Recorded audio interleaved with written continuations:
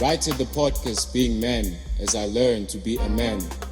Understanding the time, lessons and patience required to be a 10. A series of compass insights of the journey for a different turn. Being men, where rivers of the mind flow to give a damn. A movement with river flows, so I be a bailer I can. All stones are turned, all souls affirmed. Right at the podcast Being Men.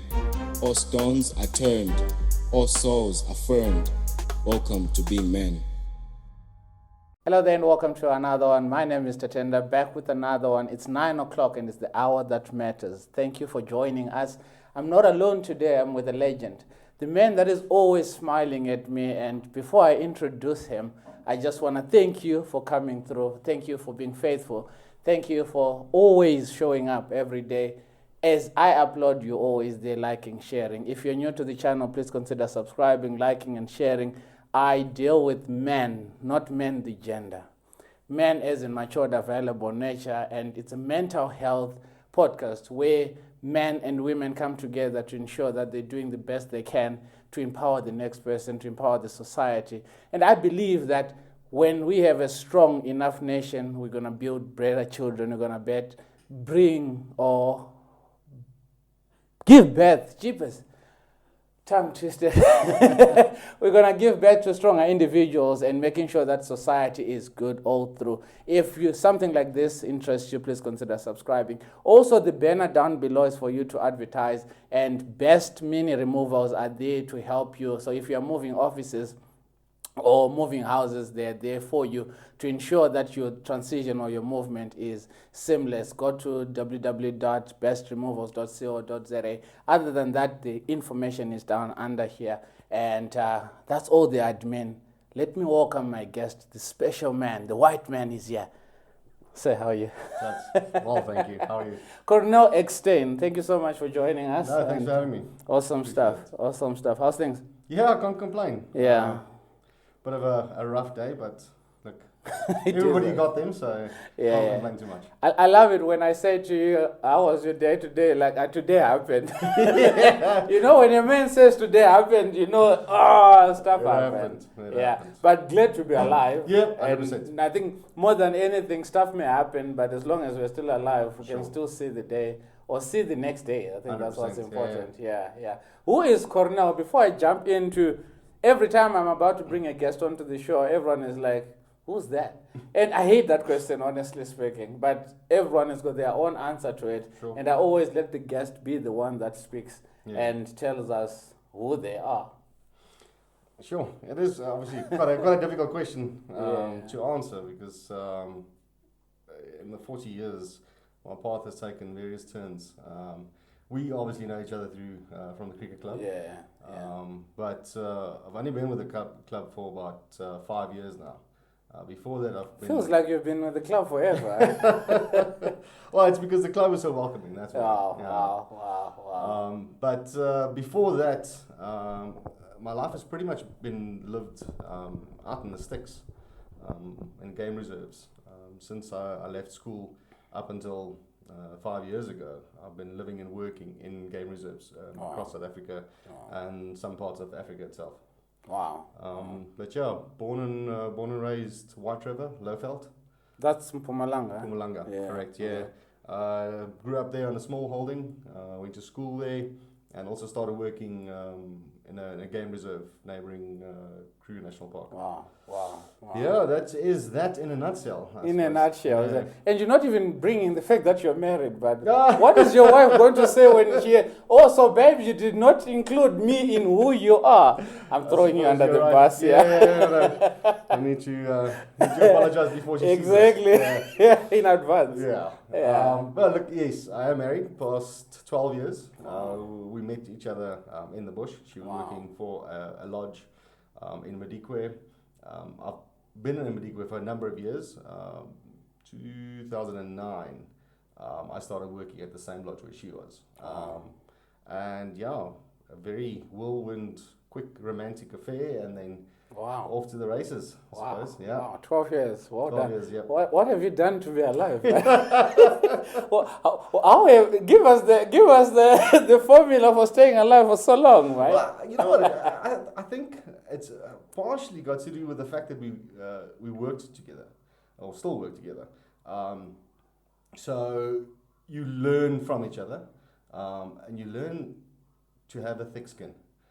Because you work together, obviously challenges come thick and fast. Yeah. And you snap, she snaps. Yeah. And you just learn to deal with it. Obviously, there's certain limits to what you can do and can't do, I suppose, in a relationship. Yeah. But mutual respect, and just know that nothing that you say is with malice. It's obviously you do have a burst out every now and then, and it's from both sides, and pick up where you left off before that. Wow. Yeah. Wow. Anyway, before we jump in, and tonight we're speaking about careers, we're speaking mental health, and we're speaking relationships. And there you are, you've already bombarded us with relationship advice. What a legend. What a legend. Anyway, I've got a few questions that we set up. It's a game, and it's 5 questions. Okay. And the whole purpose of it is to ensure that the room is a little bit warmer, because a lot of times when people come through, they don't know what to expect. Sure. Am I going to bombard them with questions that they don't know what to say or Yeah. how to answer? And there was a point that I had a lady that came to the podcast, and midway, as I asked the questions, like, can I go to the bathroom? Then afterwards, like, when you asked me that question, I felt my whole intestine just move. I was like, how do I respond Look, to I this? must say, it's quite daunting, because you know more or less what you're going to be talking about, but you don't know the questions. The So questions, you're yeah. trying to prepare, but there's no way. It's to prepare. difficult to Yeah. prepare. It is difficult. I always tell people, don't prepare. Because if I then tell you that my first question is going to be this, second question Sure. this, 10th question that, then you're going to prepare accordingly. And I always say, when we do that, then the conversation is no longer authentic. That's true. And we want to be as authentic as much as we can. Yeah. That's why even with editing, it's just cutting the first part and the last part, everything goes. True. That's how it is. So the first question, as we get in, this thing has logged. Can you believe that my son's passcode is Miller? He loves Yeah. David Miller. Well, He had a loves proper David. performance this afternoon. No, after yeah, exactly that was they killed it. Okay, so first question is never ever ever. So if you have, we're gonna judge you. Okay. If you haven't, we're gonna judge you. Sounds good. Just like fines. huh? Yeah. If the system wants you, the system will get you. Yeah. So the first one, never ever have I drunk out my ex. Never I have not. ever have you No, ever. I have not. So once it's your ex, you're done. Yeah, with you're it. done. You don't go Yeah, back no. there. You don't. Mm-mm. What? They've drunk on me. They have. Yeah. Okay. It's been in reverse, but I've never done it. No. Wow. Then what do you, when you respond, is just hello. Do you still save Yeah, their it's number? very blunt. Well, look, I'm very poor in that fashion where I don't delete numbers, or I don't delete messages or emails and things like that. So if it's over, I forget about you. Okay. And then if the phone call comes through, you see obviously, do I answer? Don't I answer? Yeah. But generally, I do answer just to hear what the problem is. And like, okay, you drunk down. Yeah, let's bye see. bye. Let's Bye see where bye. we're going. Get a life. Yeah. Never have I ever broken a bone. I have. Which one? Multiple fingers, my Jesus. nose a number of times. Gosh. My Who left breaks a arm. nose? Who are you fighting? bro? Rugby. Ooh. Yeah. Also, you played a bit of rugby. Yeah, I did. Wow. And it's true that you can never play a game of rugby and not get an injury. Yeah. Yeah, look, or you just hide it very well. Oh, because you look at someone like McCarthy in cricket, he played for 23 years without an injury. Zero. Yeah, no, zero. your career With- will have a broken With bone with or some rugby, injury. it's impossible. Why? 100%. Jeepers. Look, obviously it's a very physical sport. Yeah, so, yeah. The guys pile on the pressure as much as they can because they want to dominate and hurt people. So. Yeah, and that's that's the nature of the game, to Exactly. hurt the next Yeah. person. I remember Trevor Noah had a show at some point, and he says the game of rugby is something else. You go, you go fighting, then the referee says, stop. Yeah, Okay, fight again.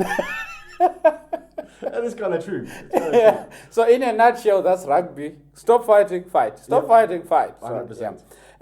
Never have I ever kissed more than one person in 24 hours. I suppose you mean that romantically. Yeah. Because my mother and my aunt, like, when Afrikaners get together, you have to Kiss every single lady there. I've seen as well with my Afrikaans friends, when they come to me, hi Charles, how you doing? You understand? Yeah. I can't say I've done that either.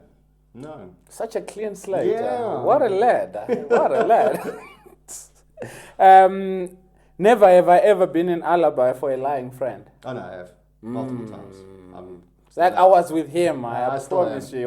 He was with me. We went together. Like, but make sure the stories are aligned, though. Yeah, that's what's important. Yeah. The last one, never have I ever. That's obviously. Never have I ever taken a walk of shame. Oh, yeah, I have. And what was wrong? Oh, look, if you just take the cricketing part of things, all loudmouth on the side. That's a medium pace bowler. It's a road. Smash him to the boundary. Walk in, walk out. Same story. Same story. It was there. It was there. It was. Oh, it was a peach. It was a peach. Oh, that one. Just that one. That one. Yeah. Moved away and then nipped back. Just nip back. So walk of shame. Oh gosh, yeah, definitely. Okay, cool. That's the end of the game. Perfect. And I'm glad that the room is already warm and the conversation is going. You told us that you've been in the bush. Yeah. And yes, you grew up in the part of the country where it's predominantly wild animals and stuff. Is it because of the environment that you grew up in that you chose the career of, what do you do? What do you call, what's your career path? Actually, I never knew where I was going. Sort of the final years of school, I think like a lot of kids, you don't really know where to go. One thing was for sure, I wasn't going to university. I didn't want to see the inside of a classroom again. The school wasn't for me. Yeah. But I wasn't sure where I was going. So family friends, he was a Land Rover mechanic. And he used to service a lot of the Land Rovers or the game viewers inside the game reserves for the various lodges. I see. So he said, look, there's a lodge looking for someone just to help out the December holidays. They're quite busy, short of hands. Oh, because tourists are coming through Exactly. and stuff. Yeah. So I went was supposed to be only for the December holidays as a porter and washing cars, the guest cars. And ended up staying 3 years. The guides helped me to get my qualifications. Wow. And after the 3 years, I was fully qualified as a guide. Wow. And obviously, that's spiked up by the fact that you love animals. Yeah, 100%. Yeah. Obviously, you don't know that type of world until you've actually stepped into it and you lived that kind of lifestyle for a couple of weeks, and you start realizing there's a lot more to than just cities or town life, going to parties. There's actually a life inside a game reserve because the gates get locked after a certain time. The gates are locked in there, so there's no club to go to. You have quite a few beers on the stoop with mate, but you're inside the game reserve, big five. Wow. Yeah. I think it comes back again to the kind of life that we're living, where everyone is so glued onto their phones. There's internet and there's this. Sure. And I think one needs that spot in their life where you just have to reset. Yeah. Go where there's no network. Go where there is absolutely nothing, and it's just you and the world. Yeah. And I always tell my wife that, my kind of holiday is to go out on a camp and stay there for 2 weeks and not bath. You understand? It's amazing. And she's like, no. You leave me at the hotel, and then you come back after 2 weeks stinky. Well, the thing is, you start learning a lot more of yourself, the person that you are, once you sort of leave yourself in an environment that you're not entirely used to. You learn to adapt various things. If you're a little bit scared or afraid of a situation, that's generally when the good things start happening, and in your personality you start finding out a little bit more about yourself and not just your same lane everyday life. Yeah. I think being in the dark as well, you don't have the traffic and all that. No. But then at the same time, isn't there the scary part of dealing with a wild animal? Because this is an animal that does not know that a human being needs to be petted, or a human being is going to pet me, or kind of vibes.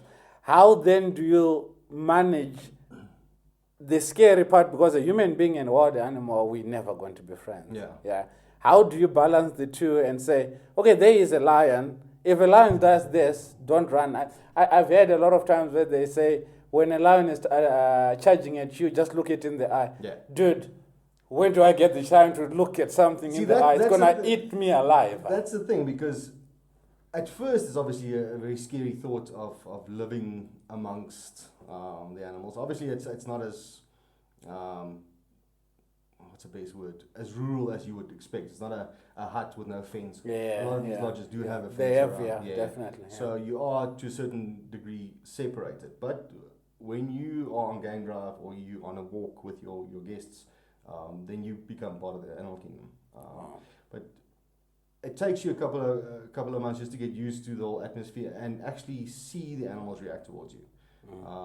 Once you get used to that, and like any young person, especially boys, you start pushing the envelope a bit. You see where you can push an animal to, which is never right, but you do it. You do it anyway. You do it anyway. Just to see more or less what you can do, what you can't do.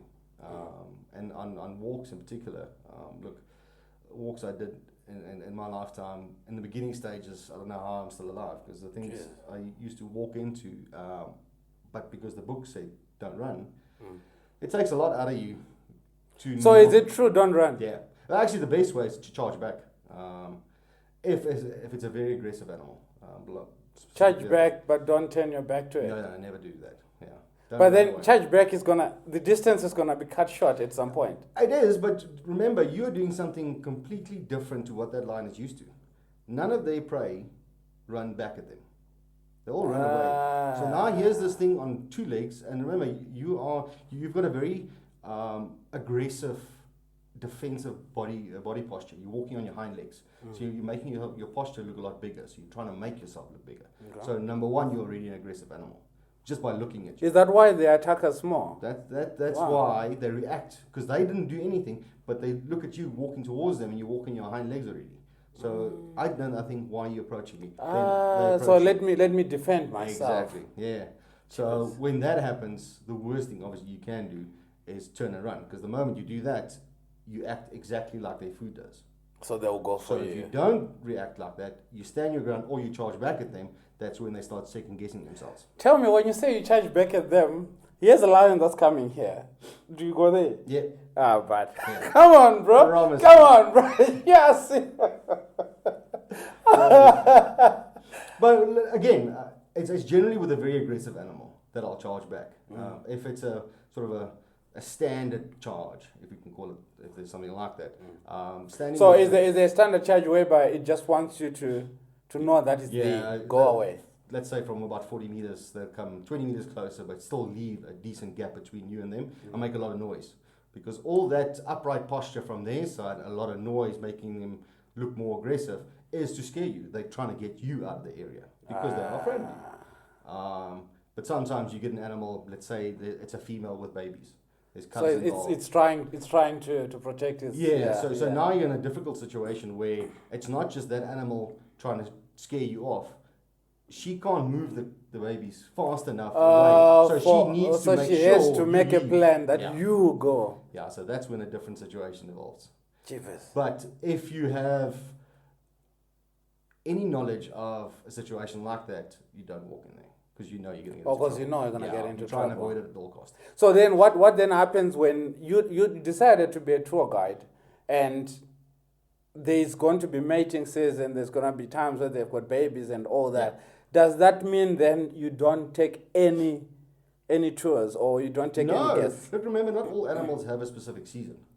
You'll have impalas, wildebeest, those type of animals will have a particular season that all the females go into estrus, or they ready to mate. The males mate with them, and generally around about the same period of year, they'll give birth to the young. Yeah.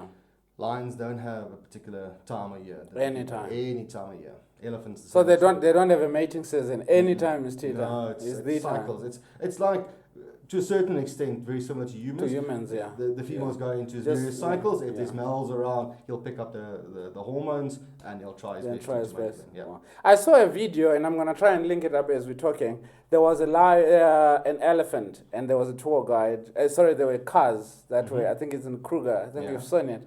where the elephant is charging at the car and brushing itself, and I think it was a small Hyundai accent or something, and the thing was just crushed. What would have happened to the animal? Because these are people that are in their cars and watching. Then all of a sudden, the animal is charging at the car.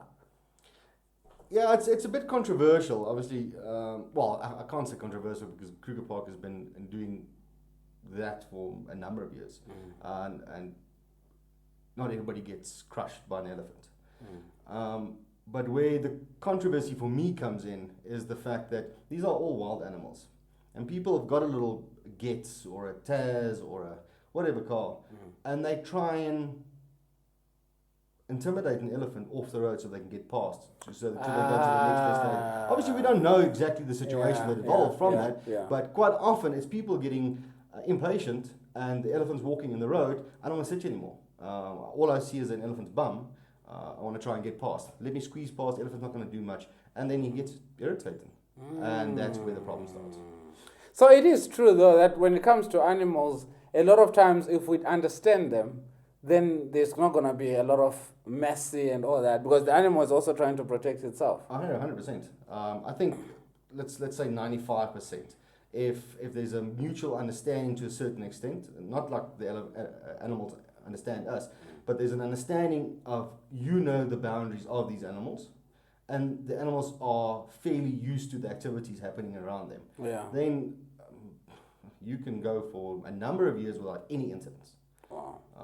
But it's when you either introduce animals that are a bit troubled, animals that were rescued from an area where they were mistreated. So trauma happens to the animals as well, so 100%. it triggers them in a way. Well, put it this way, when I started in Madikwe in 2003, so Madikwe then was only 11 years old.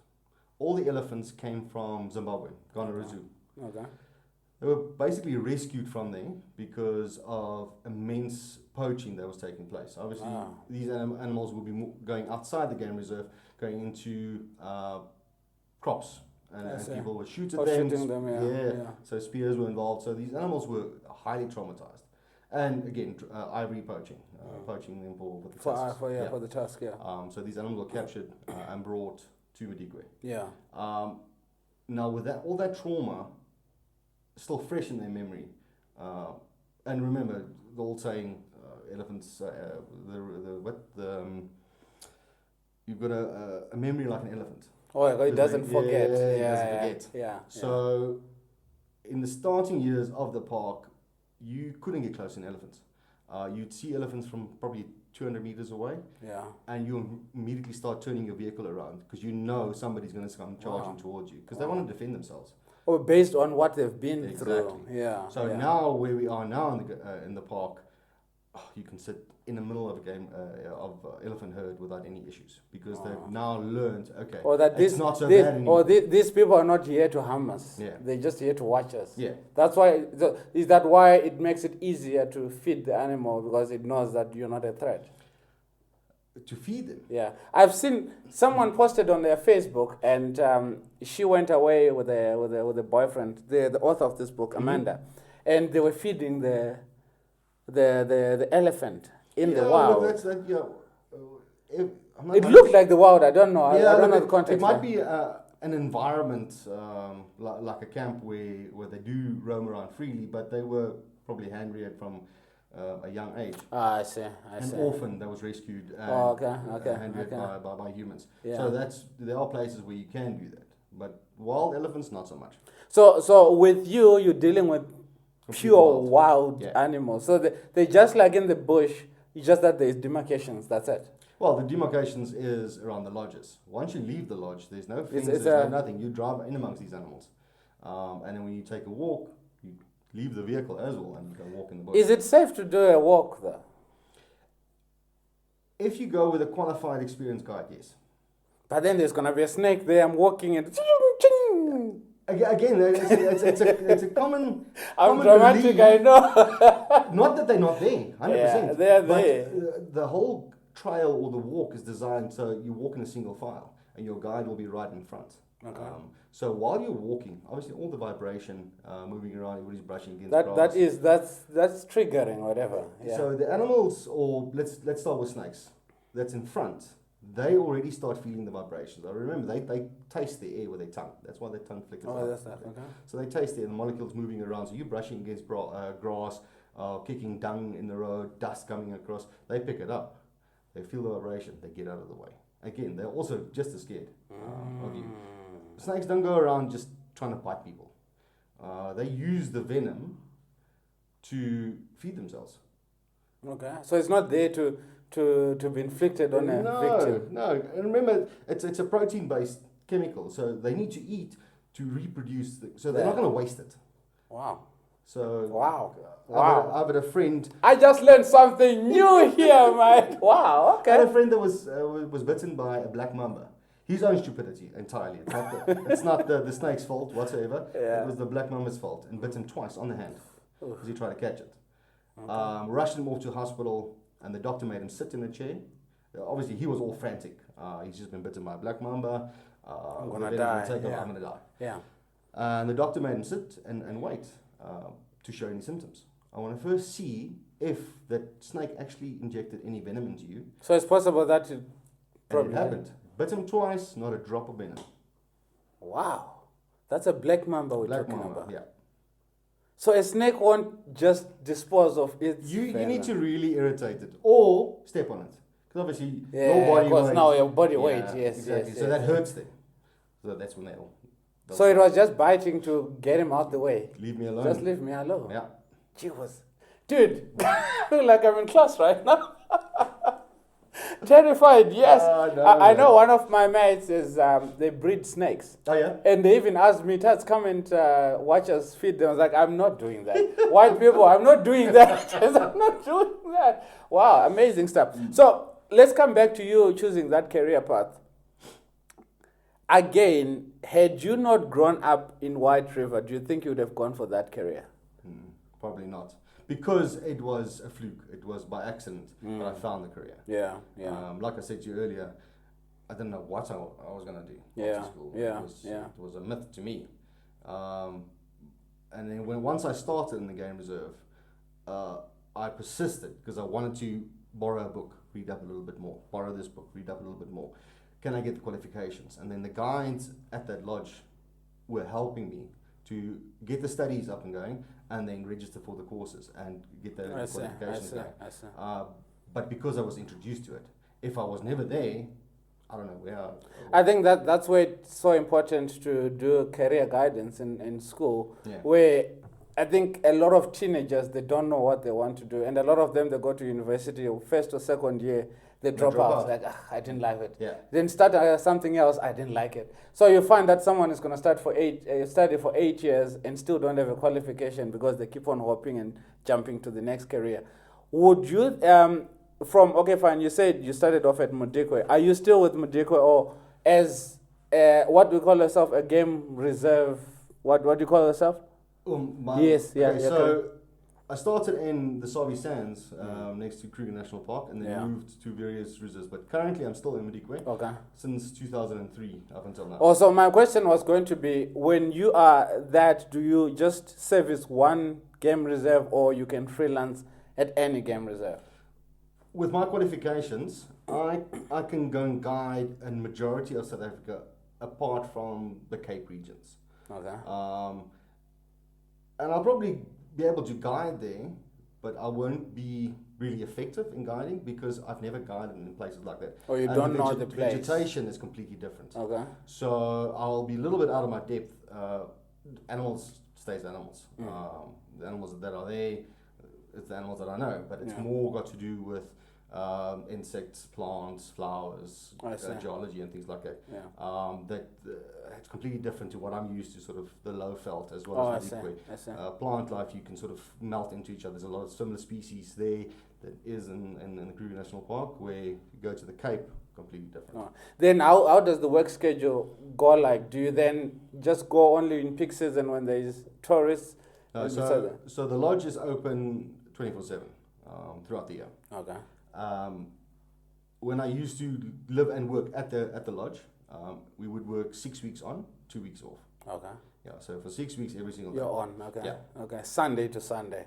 Doesn't matter. Okay. 6 weeks you're on, Okay. and then you get full 2 weeks off. Okay. Then what made you then? Because obviously, if you're staying there, then it saves you quite a bit on the travel and the expenses of accommodation and all that. What made you get to the decision of saying you then gonna travel? Because I know you sometimes we don't see you for weeks on end. Then boom, Cornel is there. You understand? So what made you then say, fine, I can stay in the city and still travel to go to work and whatnot? Exactly. Is it an option that one gets at a certain point in their career? Yeah, because we were living and working at the lodge. We wanted to have a bit of a change. My wife and I were looking to try for a family. So in the game reserve, it was going to be very difficult. I see. If she was pregnant, remember that, like I said earlier, the gates close. Ah. So to try and get those gates open, you have to get the warden, and the warden needs to instruct one of the field rangers to come and open the gate. And that's a half an hour situation. Jeez. So if there's an emergency and there's a medical emergency, then exactly. it's a problem Yeah. then. So we were looking to start a family, and we were looking at various options. Yeah. And the owners of the lodge, they're very good to us, and they sort of said, okay, why don't we sort of create a head office? We didn't really need a head office, but we create a head office in Johannesburg. Yeah. So we move here, and then we go up to the lodge every 2 weeks, when you need 1 to. week on, 1 week off. And are you still doing guides as well, or you've moved totally different from guiding and? I do guiding on request, because I've been with the lodge for so many years. There's a lot of repeat guests that's been coming for years and years. Also, you create relationships. Yeah. So when they come again, they'll ask if I could guide. Okay, nice. Yeah. Okay. And also, if there are guests that's requested walks, your walking qualification is quite a difficult one to get. It's quite intense, and it takes many years to achieve that. So if there are guests that's requested walks, I have to go up and do the walk for them. When you say requesting walks, is that guests that want to go for hiking and the kind of, is it the same? Yeah, it's not really hiking, because you'll do a game row in the morning, you come back, have a breakfast, and then you'll go on a walk.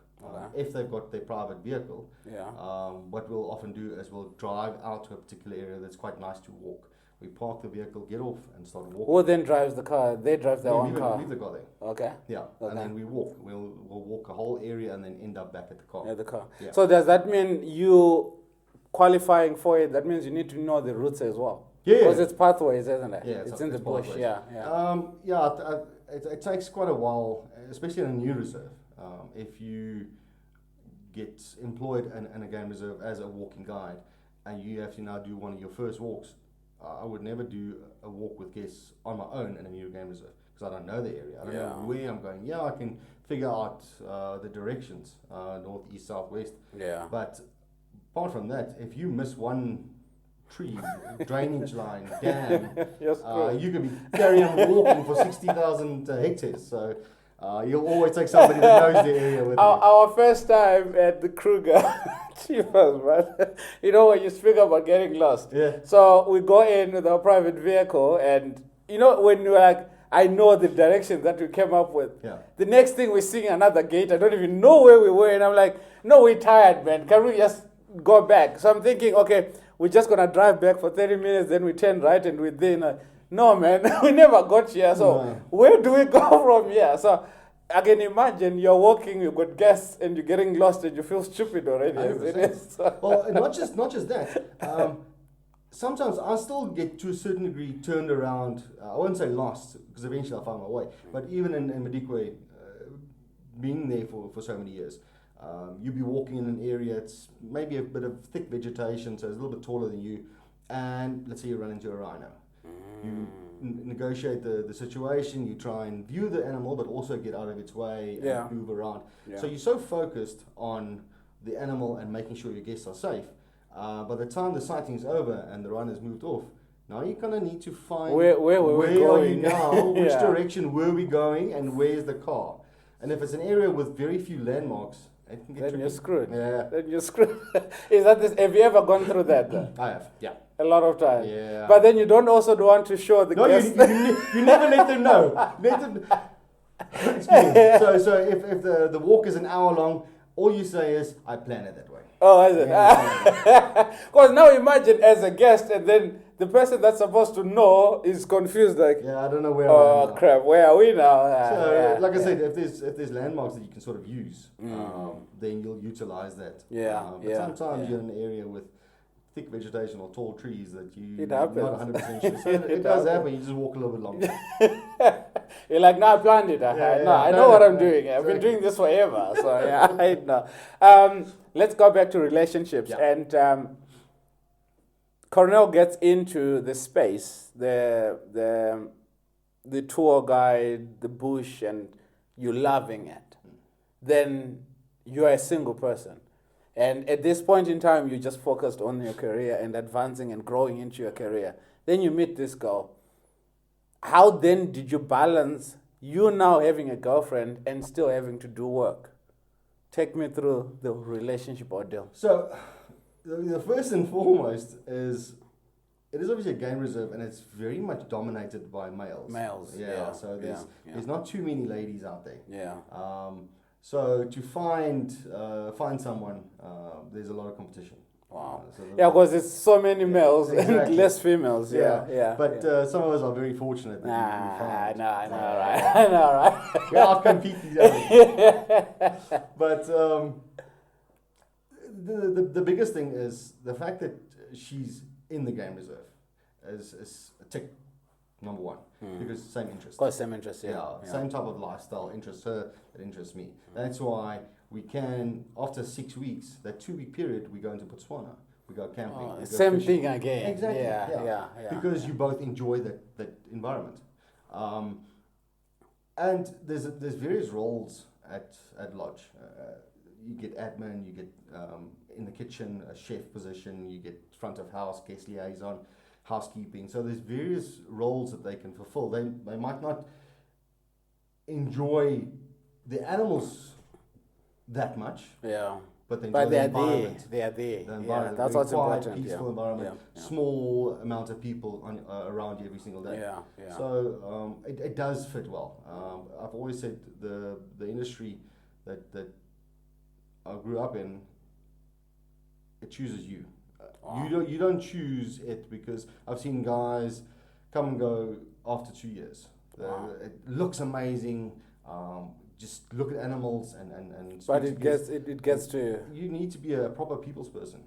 Because you got guests on the back of your vehicle, and you have to give them facts. You have to. And these are people that are coming from different walks of life across the world. Across the world, yeah. So you'll soon realize if it's for you or not.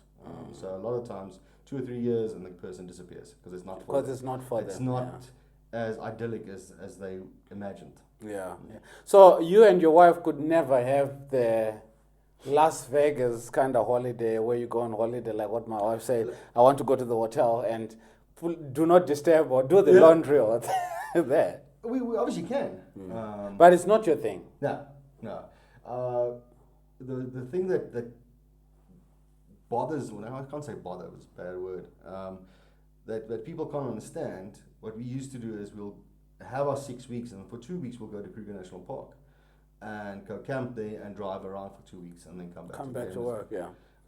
And it's just that sheer love of nature, the love of the environment, the peace and quiet, and we love each other's conversation. Because you guys speak the same language. Exactly. So you both love animals. It's not like you get someone that's saying, no, I want to be a slay queen. You know what a slay queen is? No, I don't know. I'm teaching you lingo for black people here. So a slay queen is a girl that always has the long nails, and all the makeup is always on fleek, and they've got the long hair, the wigs. Is it wig or weave? One of the two, I don't know. Regardless. Yeah, and they always want to make sure that they are at their best with their phone, the selfie cameras and whatnot. Yeah. Those are slay queens. Okay. So much so that they can't even cook. So they order food. They can't even eat a burger because the nails are too long. They can't even go to the ATM to punch in the PIN code because the nails are too long. When they are typing on the phone, they type like that. those are slay queens. That's not for me. So it will never be you, because you are the kind of guy that wants to be in the world, and you can't be with a woman that wants to be in the city. No. So can you say a relationship works better when you've got the same interests? I think it will just last a lot longer, if I have to put it that way. Because eventually, infatuation lasts a short time. Maybe both of you got good looks, so that's the first attraction to each other. But you're going to grow old. But eventually, Yeah. looks don't do it anymore. Yeah. You don't have meaningful conversations anymore. You can't sit and just be alone with that person. No talking, just be alone with them and enjoy the silence with each other. Because in a relationship, what I found, previous experiences, because believe me or not, slay queens do come to the Listen to you, he's talking about slay queens now. Yeah, look, I learned it, I'm using it. Yeah. They come to the lodge. Yeah. And they get what we call khaki fever. Okay. The boys in the neutral colors and they veldskoens. The ladies love that. And it's that infatuation side of things. Brawly, wild man. Yeah. But eventually, there's no common ground. They go on expensive holidays overseas. They want to go shop, and you don't. Yeah. You want to go to Kruger, pitch a tent, drink a couple of beers, and drive around.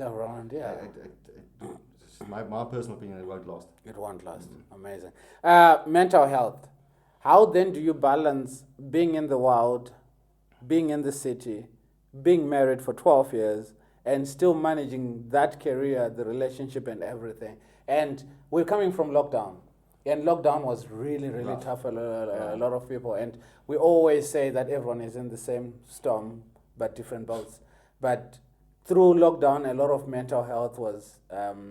people went through mental health issues. Yeah. How did you find a balance? How did you strike a balance between you and your wife and your careers? Because at the end of the day, you are two separate individuals. And you are running your career on your own. She's running a career on her own. But the marriage has to be bound together. How did you manage those? I think the first thing I need to admit is I would probably give all the credit to my wife. I am probably not the easiest person when I am grumpy, and she knows exactly when to just leave me alone. And that's one of the things I use to refresh myself. I like being alone if things are not really sitting too well, like a day today. It didn't work out. The day happened. I'm going to go walk in the garden. I want nobody around me. She knows that.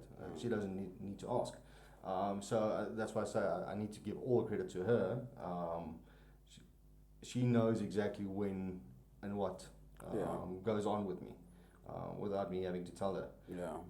But on the balance side of work and relationship, again, it's it's the same interests for both of you.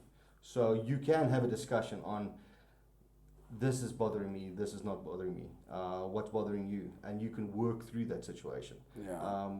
I was very fortunate that when the whole lockdown thing happened, we could go to the game reserve and sort of be on lockdown there. Now, our lockdown is obviously a lot different, where the game reserve got locked. But we had 75,000 hectares to move around. So we weren't confined to the lodge. So it was a blessing for you guys. It was really a blessing, So we did a lot of social media, a lot of game drives, where we did a live game drive with a cell phone and just show the guests what we find on game drive, photos, videos, things like that. Were those going though? Were people tuning in? Massive. I think at the height of it, we had about 36,000 people viewing on a daily basis. Jeepers. People were bored. They didn't know what to do with themselves. They didn't. So they would find any thing that was of interest to them. Like just watch, We just had a lady from the States that came to the lodge, and she was sort of one of the loyal followers. And because my face was always on the social media side of things, she, number one, wanted to meet me. And you did not know her prior to that? I didn't know. No, never met her in my entire life. But she specifically came because she was watching me on a daily basis. And up until the point where lockdown was kind of finished and we can start getting guests back again. So the social media took a back seat because we've got guests because again. now we've got guests, so you're busy. So she phones her son in a different state in I think it was in New York, Okay. so that he could phone the lodge to find out what happened to me. Because he's not on social media anymore. Wow. So all the lady, when we started with that, there's no romantic involvement or anything like that. But no, but it's amazing for someone across the borders to look for you. Yeah. He's not there anymore. So what happened to him? Yes. Wow. So somebody needs to find out what happened. Jeepers. Yeah. Wow. But look, it is amazing. But yeah, it got rough after a while because you're not used to your normal routines. Alone was very alone sometimes, and you had the same 6 people around you. So the small little scabs, people were picking at. People said with lockdown, the strong relationships were stronger. Yeah, 100%. And the weak ones were exposed. Yeah. So yes, I think a lot of relationships were working because 8 hours of the day you're not in each other's face. Now all of a sudden you turn to go to the bathroom, there she is. You go to the kitchen, there she is. You go, there he is, you understand? See, that's what helped us. Because we work together, we've always worked together. Oh, so we work together in the same office, we go to home in the same room. So it wasn't something new. It wasn't new, Yeah. yes. I was listening to Anil and the Club on 947, and they said couples that work together or work in the same office, usually they don't make it because they're always in each other's faces. But yet for you guys it worked out, and for lockdown a lot of people struggled because now all of a sudden you're seeing it, he's right in your face. For you guys, you had the same interest and you're working in the same office, it's nothing. Yeah. So you're going to say, how was your day? No, I know, you were screaming on your phone. So come on, you understand. So that's amazing. What advice would you give to somebody that's right now they are in high school, matric? Maybe they don't want to go to university. I don't think everyone is suited to get a degree. I don't think if we look at society as each and every person has to be a graduate, then we've lost it. Some are going to go sport, some are going to go like you, what you did. And what advice would you give a young person, yes, and to the parents? Because especially for a lot of black parents, we just feel that if you're going to make it in life, you need to have a degree. You need to be a doctor, you need to be a teacher, you need to be a lawyer, you need to be this for you to make it. And here you are, you're so happy in your career because I believe that whatever that you're doing, you need to be happy in it. No matter what, if you want to study medicine and be happy, great, go for it. If you're going to play cricket and be happy, as long as you are happy, what advice would you give to that young person? The first part would be don't go and do something or study something to make somebody else happy. It's kind of pointless if you don't really enjoy a certain line of work or you don't really see yourself in a particular position, but you go and do it anyway because grandfather was a lawyer, dad was a lawyer, and obviously I have to follow the same route. We need more electricians. Here where I'm sitting now, I absolutely love to work with electricity. Strange. Never knew that about myself. But in the last couple of years, working in a game lodge, you learn to do a lot of things. And I really enjoy electricity or working with electrics. And if I wouldn't have anything different, I'll just add that to my repertoire, if I can put it that way. Find out, try everything in life, or what you can. Speak to people, but try and find something that you really enjoy. If you're a problem solver, if you are a good writer and you enjoy those things, go for it. Don't let anybody stop you. And what advice would you give to a young couple that just got married or about to get married? From a 12 years of experience, what would you advise? 12 years obviously sounds a lot to some, but there's people 50, that's a lot, 50, bro. You know, they say once you hit the 10-year mark, then that's the first box ticked. Now the marriage is starting to crawl before 100%. It works. I think number one, and it's the most important to me, is mutual respect. You need to respect each other on all fronts. Their space, their feelings. There needs to be a mutual respect between the two of you. And like I said earlier, you push the boundaries, But once you see where the line is, you know I can't go past that. And you shouldn't try and push it even further. It needs to be a 50-50. There's no one party gets more than the other. Yeah. It's not going to last, because eventually somebody will get tired of giving and walk away. Yeah. I think that's what makes relationships better, because if I'm giving and you're giving, we're both going to build something. And a lot of times we just feel like, especially in this modern day society where the woman always feels like the man has to give. At some point, even the man is going to get tired. In as much as we are meant to provide, at some point, if you're just giving and you're not getting anything in return, and it doesn't necessarily mean that you have to get money or give money. I think respect as well. The more you are giving respect, the more you are getting it back. It makes it easier to build 100%. Off that. So that's amazing. Yeah. Let's talk the cricket front. 5 years. Yes. Since you joined Randburg, yet it feels like you've been there for 50 years. Where did you play before, or did you're playing rugby, obviously, before that? Look, the last, let's take this 5 years out. The last time I played any form of sport was in high school. Cheers. Yeah. So is it because you never got time? Yeah, well, once I started in the game reserve, there weren't sport clubs or... because you're in the bush. In the bush. Yeah. And because that's the career I chose, and that's something I really wanted to make a success of, I was going from one lodge to the next, or one game reserve to the next. Sport was never on the radar. It was not something I was wanting to do. Yeah.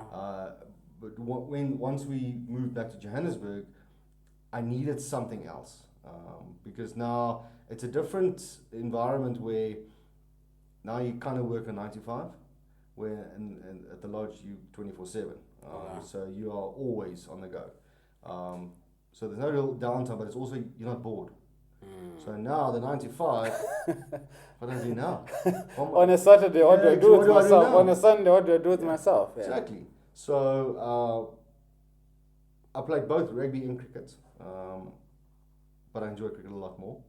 And I was searching for a club that was closest to me. Yeah. And that's where Randburg popped up. Yeah. And you've been nothing but a great addition and an asset to the club. Thanks. And I always, a lot of times when I greet you, I say, "Hey, Skip," and you say, "Hey, my brother." And to me, when I say Skip, it's my submission to you. I don't know if you've noticed that. Yeah. That's how much of an impact that you've made on my life without you even realizing it. And I know a lot of times when people start complimenting, they're like, come on, man. You're trying to be modest and all that. So thank you so much for everything that you've been doing for the club. Thank you for the players that, that Saturday one side was a unit, not because we were stars, but because everyone had self-belief, and that comes from being a leader. Yeah. At what point did you realize that you're a leader? It's probably not. Let me put it this way. I never really saw myself as a leader, but many years ago, and still I see it quite often today, there's this picture of what is a leader and what is a boss. And it's a bunch of guys pulling a cart, and the boss is sitting on top of the cart with his whip, where the other picture is the leader. It's the empty cart, and all the guys and the leaders right in front pulling the cart with them together. That's how I always saw myself. I hated bullies. I don't like people looking down on other people and bullying people. So in my final school year, I got into a big fight because I was just tired of the bully suppressing younger kids and dominating them, and I just had enough. So I felt I need to sort it out. Wow. You took it upon yourself. So in respect of a leadership role, I wanted to lead by example, and I still do it today at the lodge. I won't give somebody a job that I'm not prepared to do myself. Wow. Because obviously all the sewage and things we have to sort out at the lodge. We don't have a municipal area. Wow, you have to do everything yourself. There's a pump in there. If that pump breaks, somebody needs to go and fix it. Someone has to. Wow. I'll be the first one to go in there, because tomorrow I'm not there. So nobody can say, look, I'm not going in there. I'm not going in there. If I'm the first example that will go into there, somebody else will follow. Wow. Yeah. Wow. Jeez. Leadership. Gee was leadership. Amazing stuff. Cornel, you've been amazing. Thank you so much for taking your time. And you work at Modikwe, and that's part of your job. And obviously someone is listening and thinking, where is Modikwe and what do they do? What do you find there? Can you just get 5 seconds of just telling us about Modikwe? Right, so Modikwe is a Big 5 game reserve. So all the Big 5, lion, leopard, buffalo, rhino, elephant, even wild dogs and cheetahs.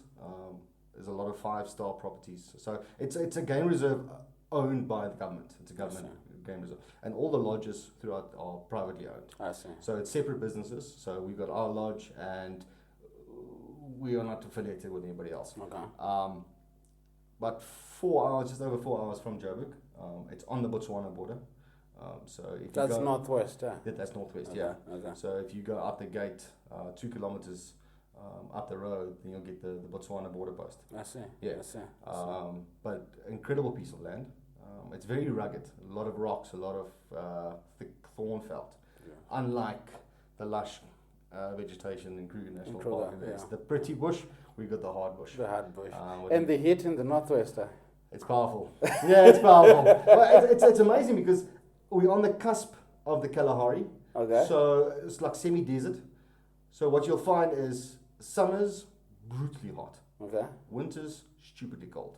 Cheapest. -3, -4 in the winter. And So then both sides of the both coin. sides of the coin. So Proper. it's tough. It's proper. But you get used to. Well, let's say we get used to it. One can never get used to extreme No. conditions. Never, No. never. Cornel, you've been amazing. Thank you so Yes, much. thank you The so last question from me, one more before this one. What has been your complete overview of this conversation? Of the podcast? Of the podcast. Look, I think you said it earlier. I just like spending time with you. I think you're. One man loves spending time with me. Yeah, you hear that? No, but again, on a similar situation where I see you at the club, I see the passion that you share with the younger kids in the cricket academy that you do, and I really admire that because I obviously didn't have somebody like that. Yeah, I've got a father, but he was obviously working and at school. Yeah. So what you are bringing to the youngsters and just the open, friendly personality that you always have. I don't think I've ever seen you in a down, morbid state. You're always friendly, and I appreciate that. Wow. That's why you get the same back from me, because you lift me up when I see you. No, I appreciate it, man. To me, it's the other way around because you're always that kind of guy, and when we do banter, it's still the same thing. When we're serious and we're trying to strategize, we still it's always that same level of respect and the energy that matches. So thank you so much, bro. Thank you. Really appreciate it. The last one, very last one. Yes. A wise man once said, complete that statement that you live by.